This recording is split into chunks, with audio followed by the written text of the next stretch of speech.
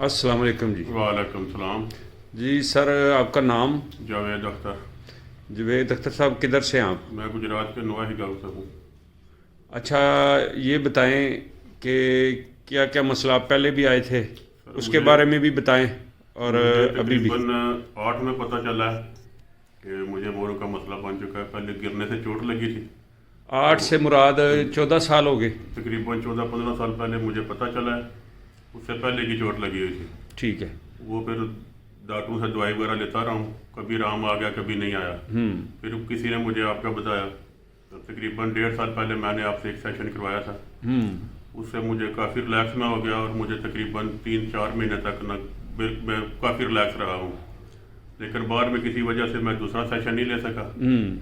तो अभी फिर मुझे पता चला कि आप इधर रूटीन में आ रहे हैं, तो आज फिर मैं आया हूँ। ठीक और है। अल्हम्दुलिल्लाह अभी आपने जो सेशन किया है, तो जो जिसम में जकड़ाव बना हुआ था बहुत ज़्यादा, वो अभी माशाल्लाह मैं रिलैक्स हूँ। रिलैक्स हैं? जी अभी फिलहाल मैं वो ठीक है। माशाल्लाह और जब बहुत पहले आपका सेशन लिया था तो कितने परसेंट जो है ना आप को फ़र्क पड़ा था?